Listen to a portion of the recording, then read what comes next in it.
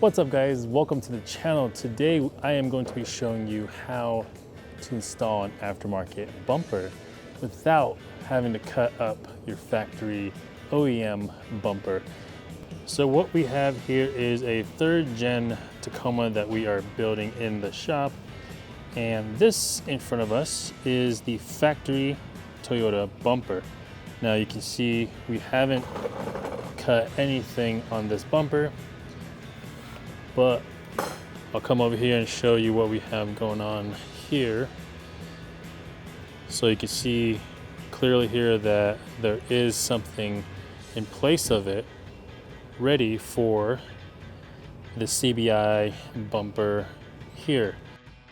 The only thing you will have to trim or do any kind of cutting is on the fender flare. And that piece is right here. So it's a pretty small piece. It's almost the length of my hand, and that went here. So what you have to do is basically install the R4T bumper cap, which is perfectly straight across. So this, make sure that your cut's gonna be perfect because this is machine made. So all you'll have to do is basically tape up to line up with the bumper that's, you can kind of see right underneath there.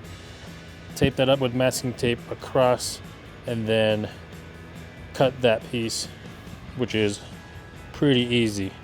This is the box that it will come in. Relatively small box in comparison to the factory bumper, obviously, because it is only that top section of it.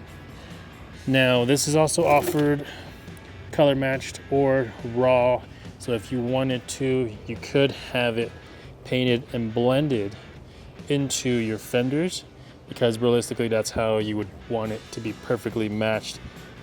If you ask any paint shop, that's how they would want to do it. Normally when they paint something like that, they blend it into the next part. So for example, if you got in an accident on this, they would want to blend it into your door as well. Now this is going to be as close as any paint job can get, just because obviously we're not blending, so that's going to be a little bit of that. But we will offer all the colors, like the voodoo blue, lime green, and every color that Toyota really has made in the past. And then as far as bumper compatibility, we have tested it with the CBI bumpers, C4, Little Bs, and a lot of other ones out there already. Now, most of them are going to require the same cut line as what we have here. So just looking at the pictures, if your bumper that isn't one of the ones I just mentioned isn't trimmed right beneath or right above the fog light line, then you'll probably have to trim it yourself. The one that will not work with for sure is the ARB bumper, just because that bumper doesn't require a straight line. It's kind of odd the way that ARB wants you to do it, but the bumper cap that we have pretty much has worked with every single bumper that we have installed here so far.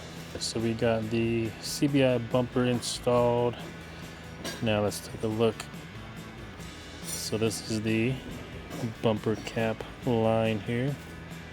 Goes all the way across into the fender flare. So you can see here, nice and straight. We didn't have to use any edge trimming or anything like that to make the line look clean. Now currently we are finishing up the wiring for the fog lights, S8 20-inch light bar down here, and then the worn winch as well. So back here we finished the CBI dual swing out bumper, and if you look close here, there is edge trimming on it just to clean up any edges or anything like that.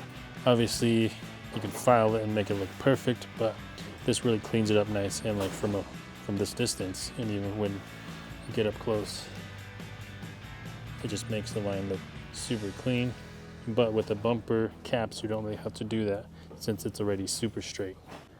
So that is how you install an aftermarket front bumper without cutting your factory bumper, and you can save that bumper for when you put the truck back together and try to sell it, or you can sell the bumper to somebody who had a collision or anything like that in the front end. But that's gonna be it for this video. Hopefully you guys enjoyed it, and we'll see you guys in the next one.